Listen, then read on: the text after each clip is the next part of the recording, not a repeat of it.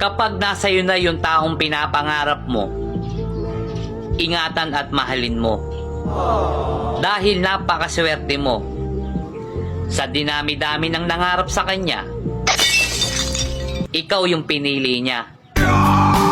Even if you want to go alone, I will be waiting when you come home.